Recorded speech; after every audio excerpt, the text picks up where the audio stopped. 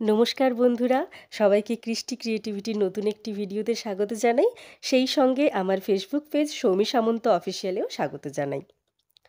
তো অনেক দিন কোনো ব্লগিং ভিডিও ছাড়া হয়নি, বাট আমি অনেক আগেই দার্জিলিং ঘুরে এসেছি। এডিট করার আর সময় হয়ে ওঠেনি, তাই ভিডিওগুলো আমার গ্যালারি বন্দি হয়েই থেকে গেছিলো। আজকে সময় পেলাম, তো ভিডিওগুলো এডিট করতে বসেছি। চলো সোজা ভিডিওতে যাওয়া যাক। তো হিমালয়ের কোলে দার্জিলিং ছোট্ট একটি শৈল শহর। তবে এই শহর পর্যন্ত পৌঁছতে পৌঁছতে অনেক জায়গা আছে দেখার মতো। তার মধ্যে আমরা দুটো জায়গাতেই গিয়েছিলাম, সেটা হচ্ছে মিরিক লেক এবং গোপালধারা টি এস্টেট। এই জায়গা দুটো সত্যিই ভীষণ মনোরম। তো সারাদিনের মধ্যে আমরা এই জায়গাতে কিছুক্ষণ কিছুক্ষণ করে সময় কাটাতে কাটাতে আমরা যখন দার্জিলিং শহরটাতে পৌঁছই তখন রীতিমতো প্রায় আমাদের সন্ধেই হয়ে গেছিলো। তো প্রথম থেকেই বলি, আমরা হাওড়া থেকে ট্রেন ধরেছিলাম, তারপর নেমে গেছিলাম নিউ জলপাইগুড়ি স্টেশনে।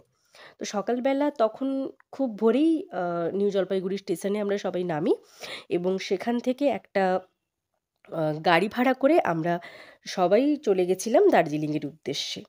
তো সেই গাড়ি ভাড়া করে আমরা যখন সকালে ওখান থেকে বেরোই তখন তো আমাদের সবারই ভীষণ খিদে পেয়ে যায়। তারপর আমরা ওখান থেকে সোজা চলে যাই একটা ধাবাতে।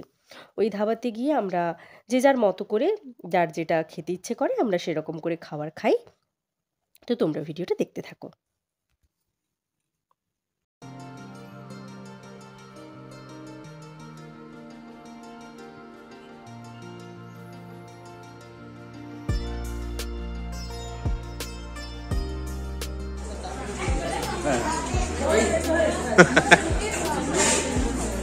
এটা লাইক করে পড়া যাবে সৌমি।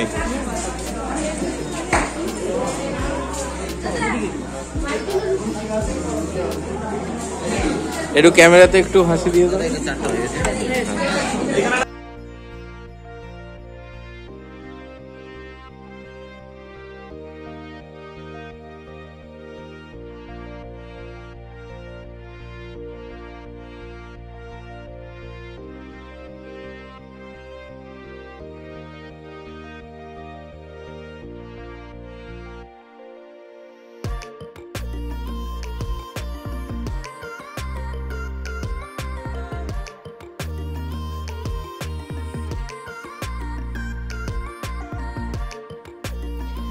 যথারীতি আমরা তখন পৌঁছে গেছিলাম মিরিক লেকে।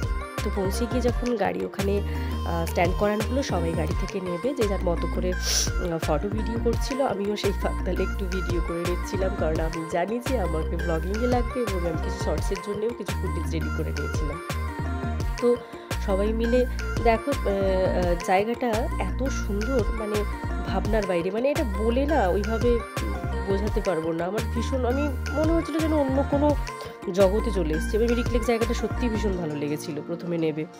আর সবচেয়ে বড় কথা, আমরা এতটাই উঁচুতে উঠে গেছিলাম, তো সেখান থেকে না টোটাল মানে এই যে আকাশ এবং আমাদের যে সমতল ভূমির যে এই যে মানে একটা যে ছোঁয়া, একটা টান, মানে একটা অন্য রকম অনুভূতি ছিল।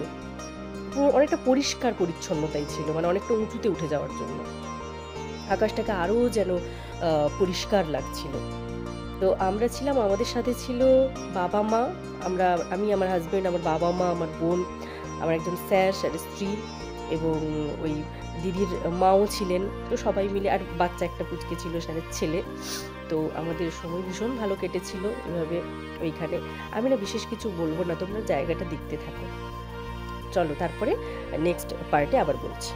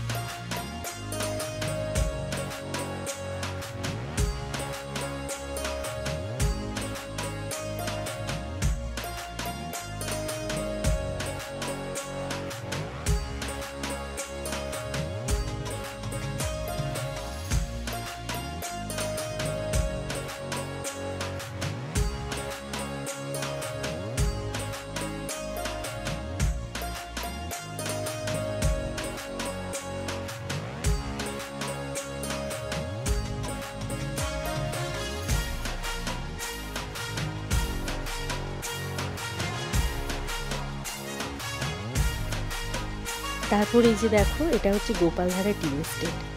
জায়গাটাও কত সুন্দর, চায়ের বাগান, পুরো জায়গাটা জুড়ে চায়ের বাগানে ভর্তি। তো ওখানে গিয়েও কিছু ফটো ভিডিও করে দিয়েছিলাম সবাই মিলে।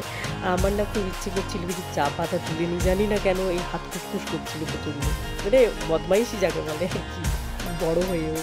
কিন্তু ওই সমস্ত কিছু করিনি। তবে সময় ভীষণ ভালো কাটিয়েছি। সবচেয়ে বড় কথা, যাদের নিয়ে গেছিলাম সবার ভালো লেগেছিল, বিশেষ করে বাবা মায়ের ভালো লেগেছিল।